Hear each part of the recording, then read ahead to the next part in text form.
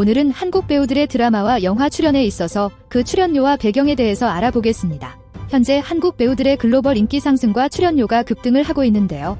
배우들의 출연료 급등의 중요한 요인으로는 한국 드라마와 영화가 전 세계적으로 큰 인기를 끌면서 한국 배우들의 위상이 크게 높아졌기 때문입니다. 코비드19 이후 OTT 플랫폼의 성장으로 한국 콘텐츠에 대한 수요가 급증했고, 이에 따라 특정 한국 배우들의 캐스팅 파워와 출연료가 크게 상승했습니다.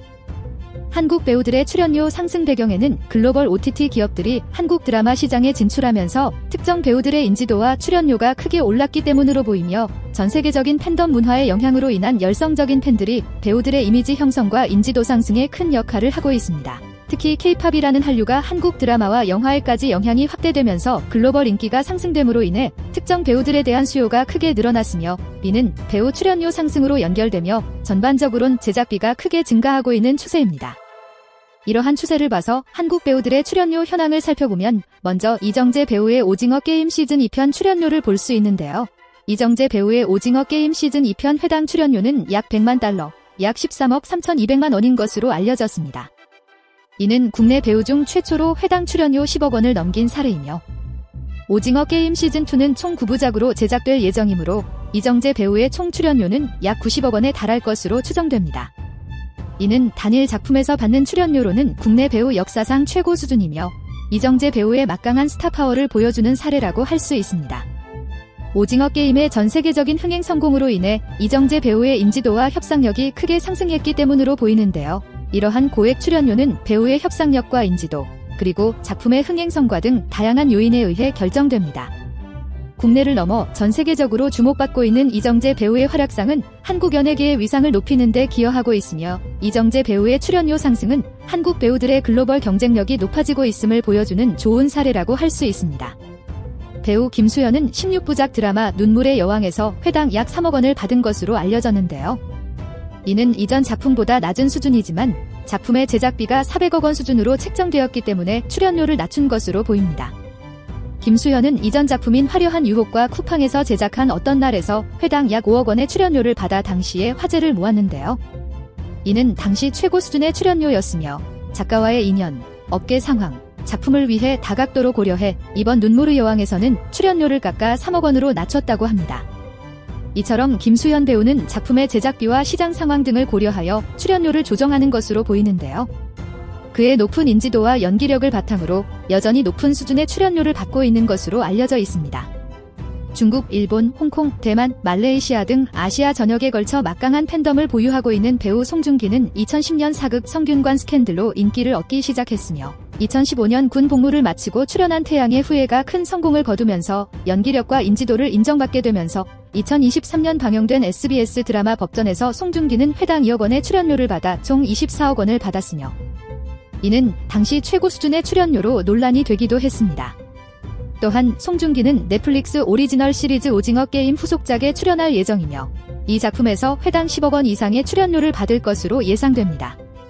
보이즈 오버 플라워즈 이후 인기 상승한 이민호는 2009년 드라마 꽃보다 남자로 큰 인기를 얻으며 한류 스타로 떠올랐으며, 국내 드라마에서 회당 약 3억 원 이상의 출연료와 추가 인센티브를 받는 것으로 알려져 있으며, 16부작 드라마의 경우 최소 48억 원을 벌어들이는 것으로 추정됩니다.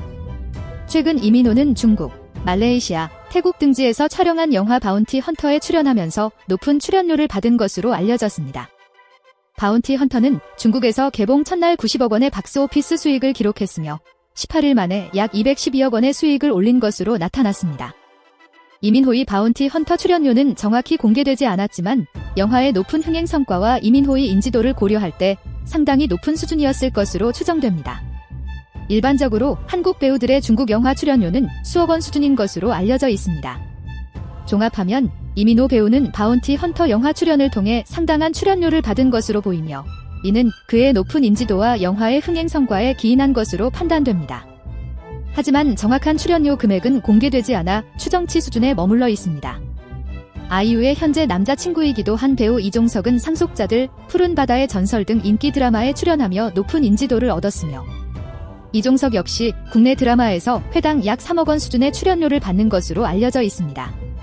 지창욱은 TVN 드라마 더 K2에서 회당 1억 원의 출연료를 받았는데요. 제작사는 이 드라마를 중국에 회당 2억 원에 수출하고자 했으며 지창욱은 피노키오, 화랑 등의 작품으로 국내외에서 인지도를 높여왔습니다. 종합적으로 볼 때 이민호, 이종석, 지창욱 등 한국 배우들은 뛰어난 연기력과 인지도를 바탕으로 회당 3억 원 수준의 높은 출연료를 받고 있습니다.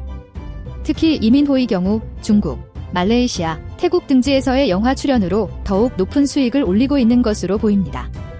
현재 OTT에서 가장 높은 몸값을 자랑하는 배우는 이정재이지만 김수현 또한 OTT에서는 회당 5억 원 이상의 출연료를 받는 것으로 전해졌으며 영화 배우 중 출연료를 가장 많이 받는 배우는 송강호, 이병헌, 하정우로 밝혀졌는데요. 세 배우는 출연료 10억 원의 수익의 10%를 별도로 받는다고 알려졌습니다. 이렇게 남자 배우들의 몸값이 오르고 있는 상황과 관련하여 여배우들의 출연료에도 관심이 쏠리고 있는데요. 이전까지 여배우들 중 최고 수준의 출연료를 받는다고 알려져 있던 배우는 송혜교와 전지현이었는데요. 두 사람은 회당 출연료가 2억 원대로 여배우들 중에서 출연료가 가장 높은 걸로 알고 있었습니다. 그런데 의외로 송혜교와 전지현은 출연료 1위 여배우가 아니라고 합니다. 현재 대한민국 여배우 중 가장 높은 출연료를 받는 여배우는 아이유인 것으로 알려졌으며 아이유는 넷플릭스 오리지널 시리즈 폭삭 소가수다에서 회당 출연료 5억 원을 받았다고 전해지면서 화제가 된 바 있으며 최근 업계에서는 아이유의 회당 출연료가 10억 원에 달한다는 설이 돌기도 했는데요. 한편 주연급 배우들의 드라마 출연료가 천정부지로 치솟고 있어 제작 환경이 위축되고 있다는 지적이 현장에서 나오기도 했는데요. 한 방송사 관계자는 주연 배우들의 출연료가 회당 10억 원에 달하는 것이 현실이라며 제작사들은 연기자들의 요구에 맞춰 회당 수억 원을 지불해가며 제작할 수밖에 없는 처지에 놓였으며 이는 또다시 제작비 상승을 부추기는 악순환을 낳는다고 밝히면서 합리적인 출연료 가이드라인을 마련해야 한다는 생각을 전했습니다. 한 드라마 제작사 대표는 최근 작품을 준비하며 배우들의 캐스팅을 진행했는데 회당 출연료를 4억 원부터 7억 원까지도 부르더라고 전한 뒤 요즘 출연료 산정이 넷플릭스 등 글로벌 OTT 플랫폼을 중심으로 이루어지다 보니 많은 어려움이 있으며 실제로는 언론에서 밝히는 금액보다 훨씬 많은 금액을 지급하는 경우도 있다고 알렸습니다. 제작비의 대부분을 주연급 배우를 캐스팅하기 위한 출연료로 사용하다 보니 작품 전체의 완성도는 오히려 떨어지게 된다는 지적도 나오고 있는 상황인데요. 여러분 생각은 어떠신가요? 여러분의 생각도 궁금합니다. 시청해주셔서 감사합니다. 구독, 좋아요 부탁드립니다.